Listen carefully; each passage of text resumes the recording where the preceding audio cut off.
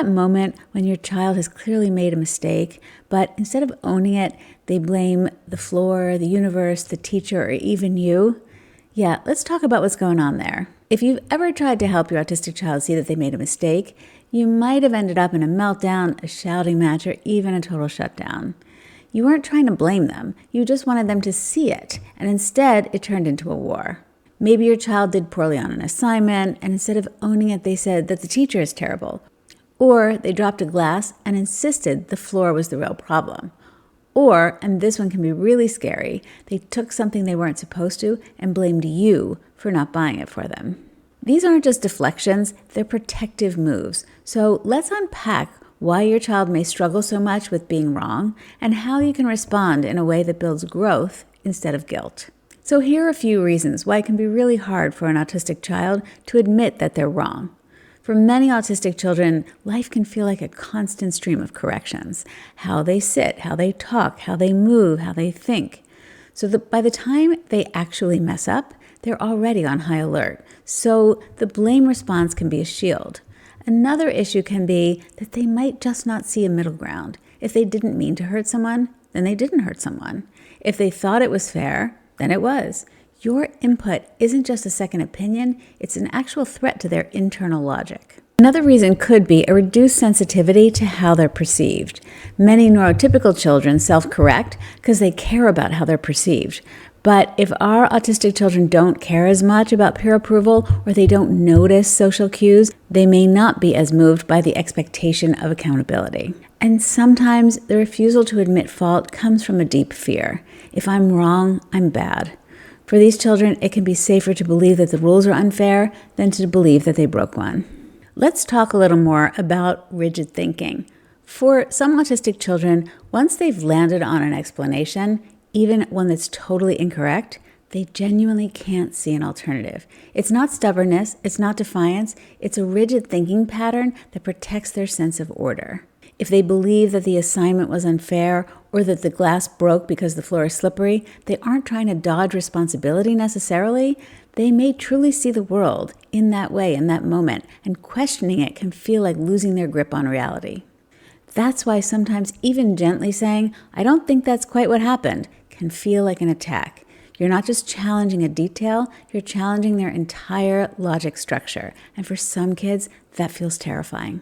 I want to talk about why this triggers you as a parent. And here's something we don't talk about enough, how scary it is for you as the parent when your child won't admit fault.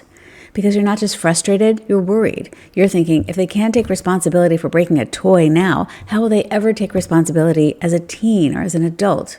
And that fear can make you want to force the issue, push harder, get them to own it. But just like your child can't always understand your perspective, you can't always see theirs either. And when both of you feel unseen, things escalate fast. So what can you do instead of pushing harder? Number one, lower the stakes. Avoid making it a moral judgment. Instead of saying something like, "You shouldn't have blamed the teacher," you can say, "Seems like that assignment didn't go how you expected. You want to talk about what happened?" By lowering the stakes in this way, you create the opportunity to both understand your child's perspective more deeply and also to perhaps enable them to have a slight shift in their own perspective. Number two is lead with curiosity, not correction.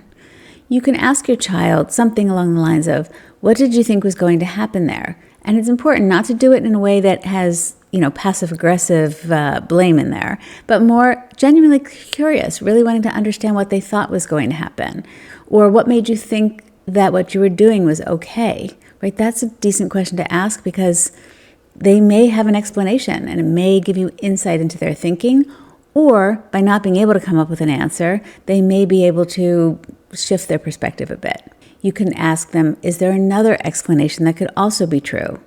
For the child who stole and blamed it on you for not buying the item, you might say, "Sounds like you felt really upset that I said no. I get that. But let's talk about what happened next and why it doesn't work." Right? You're explaining it to them gently. You're trying to help them understand. Number three is owning mistakes yourself. Finding the opportunities to say, "Oh, you're right, I forgot that," or "Thanks for reminding me." This builds safety. If you can admit when you're wrong, they learn it doesn't have to feel like humiliation. Number four is to delay the discussion if necessary. If your child is spiraling, it's not a teachable moment. Back off, revisit it later with less intensity and more safety. I know it can be hard to resist addressing it in the moment, especially when they say something is not their fault when it clearly is. You feel like you have to jump on it in the moment, but just know that if you can't accomplish anything positive in the moment, it's best to set it aside until you can address it in a calm moment. And 5 is offer a repair path that isn't punitive. Instead of demanding an apology for breaking something, try, is there something we can do to fix this or make it right? It shifts the focus to responsibility, not shame. So let's reframe the goal. The goal isn't confession, it's flexibility. You don't need your child to say the words, "I was wrong," in the moment. What you need is for them to begin to develop flexibility. Cognitive flexibility is what allows them to consider another viewpoint, to revise their thinking, to say, maybe there is more to the story. Maybe there's some way in which I could do something differently next time. That's a skill. It's not a moral choice, and it grows slowly with lots of practice, safety, and support. Your child may not be able to say, "I was wrong" right now, and that's okay. What matters is that they're learning that it's safe to reflect, safe to question, and safe to grow. And that you're the kind of parent who can hold space for that process, not just the result. I hope this was helpful for you. If you liked it, I hope you'll consider giving it a thumbs up and subscribe if you haven't already, and I'll see you in the next one.